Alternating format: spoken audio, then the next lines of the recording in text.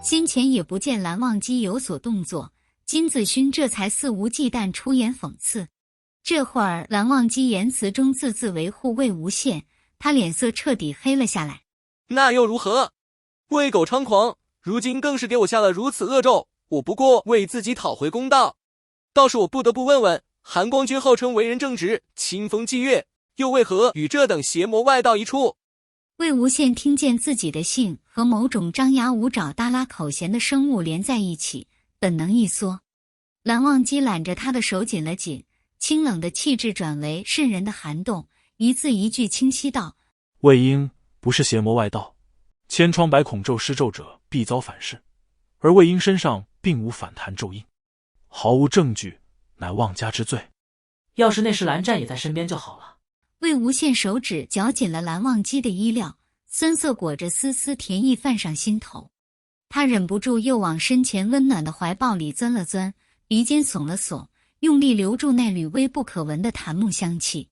金子勋还想再说些什么，一道金灿的剑芒闪过，两道身影从天而降，其中那一道瘦弱的刚毅沾地，就往魏无羡奔去。师姐！魏无羡立马从蓝忘机怀里跳出来，被来人一把拉过上下检查，确认无事后，被拥入一个熟悉温暖的怀抱。江燕离心脏跳得飞快，阿羡，没事就好，没事就好。魏无羡将头埋进他瘦削单薄的肩，语气慢上几分委屈，哑着嗓子闷闷道：师姐，你怎么来了？金陵台这会儿应是和美升平，欢欢喜喜准备着金小公子金陵的满月宴。可负责筹备此事的金光瑶却神色闪躲，脚底浮躁，殿外更是备着两队门生，好似戒严。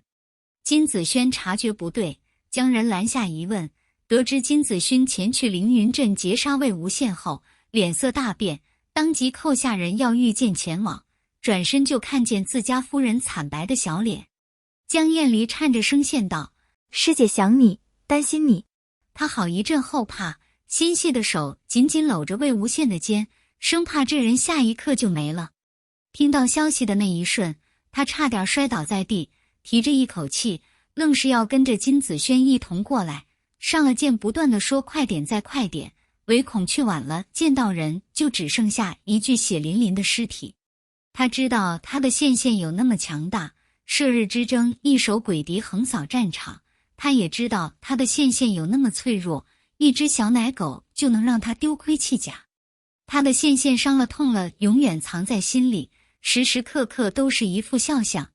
那头金子轩先是讶异地看了看蓝忘机，拱手一礼后，捉着金子勋就是一通训斥：魏无羡是我邀请来的，你被下咒未弄清事实，就带着各家修士在此截杀他，置我至金家于何地？金子勋眼见截杀之事不可实现，顿时怒不可遏。除了他这个邪魔外道，还能有谁？子轩，你是我表弟，难道不应该站在我这边吗？金子轩脑袋都要炸了。此事，蓝忘机冷声道：此事暂了，至金陵台肃清事由，交百家审查。闹到这般地步，金子勋再不愿也由不得他了，冷哼一声，领着他带来的一众修士率先往金陵台的方向去。江燕离一个眼神都没分给他，对着蓝忘机好一番感谢后，又仔仔细细叮嘱了魏无羡。四人耽搁好一会儿，才双双御剑而去。到了金陵台，几大世家早已列席，金光善坐在首位，眉头紧蹙，底下金子勋正言之凿凿，认定就是魏无羡给他下的咒，还添油加醋嘲讽了一把蓝忘机。魏无羡都要被他气笑了。金公子如此神机妙算，倒不如改行去算命。见他出现，四座顿时议论纷纷。金光善眸光闪了闪：魏公子来了，截杀之事是子勋过于急躁，是他不对，可他也是被下咒自救心切，还请魏公子见谅。这个老狐狸！魏无羡挑眉道：过于急躁，那晚点杀我就行。如此说来，金宗主也认为是我干的。金光善捋了捋胡子，一脸语重心长：我知晓魏公子你曾与子勋有过几番冲突，魏公子你又善于此道，可不过是一言不合罢了，还请魏公子不要为此伤了两家的和气。江澄一见到魏无羡便走了过去，和江厌离好一番询问后，脸色一黑。闻言，江澄摸着紫电，眯着眼道：“乔金宗主这话说的，你家金子勋何止是和魏无羡有过冲突？我看在座想杀他的人可就不少。”魏无羡一乐，接着他的话道：“而且金宗主也说了，我善于此道，要是我干的，定要让他死得光明正大，众人皆知，就怕有人不知道是我。我身上可没有咒印反弹的痕迹，杀错人不是更伤和气？”金子勋被两人一唱一和气得额角青筋暴跳，怒喝道：“没有反弹痕迹又如何？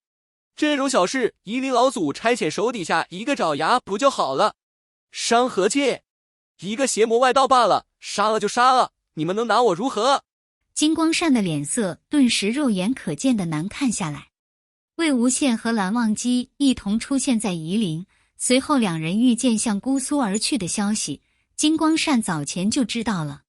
两人目的未明，蓝忘机对魏无羡的态度如何也不上清晰，他便将劫杀魏无羡的计划搁置下来，派人先混进蓝家打探消息。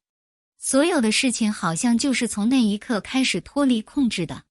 派去的探子只传回一次消息，提及似与阴虎符有关，具体为何却不知晓，此后便再没有消息传来。金光善恐魏无羡是要联合蓝家销毁阴虎符，探子又过于不可控，无奈之际正巧得知金子勋被下千疮百孔咒的消息。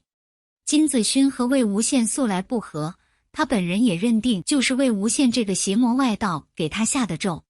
金光善顺水推舟，想要借题发挥，当即表示自己一定会为他做主，并有意无意提及魏无羡身在蓝家之事。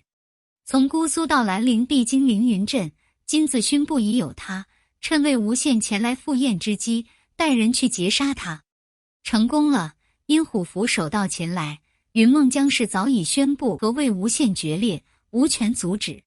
没成功，金家修士必有损伤，再拉上其他家修士一起，他一人一张嘴，还能敌得过这100人1000人？金光善算盘打得响亮，却没算到蓝忘机对魏无羡如此维护，也没料到金子勋打都没和人打起来，更没料到自己的宝贝儿子金子轩也去了现场，还伙同其他人将事情闹上了金陵台。更没想到金子勋这个蠢货，竟然当着仙门百家的面说出这种话来。4大世家的修士当即沉下了脸，江澄摩挲着紫电，周身灵力涌动，看着金子勋的目光都要喷出火来，好似下一刻就要挥出紫电将他碎尸万段。蓝忘机脸色一寒，浅琉璃色的一双眸子同样极有威慑力地盯着金子勋，碧尘嗡嗡作响，只待主人心念一动，便出鞘见血。倒是魏无羡跟个没事人一样，手中陈情转得飞快，好整以暇看着金光善。江厌离上前几步，将魏无羡护在身后，躬身一礼，冷声道：“金宗主，敢问您和金子勋公子有何真凭实据证明是阿羡下的恶咒？”金光善讪笑道：“儿媳怎敌如此生疏？眼下事实未定，我们也只是怀疑魏公子罢了。毕竟千疮百孔此等恶咒非常人能为，而魏公子他又善于此道，我们……”说了这么多，二位是认定也好，是怀疑也好，不过就是因为阿羡所修非常道。阿羡所走的路，所用的法子虽与诸位不同，可行的也是除罪斩邪的正义之事，又凭何因此遭受他人诟病？射日之争阿羡出力多少，那时怎地无人敢说阿羡是邪魔外道？坐下有人道：“这如何能相比？射日之争时，众人便对魏公子所修之道过于凶残而颇夺微词。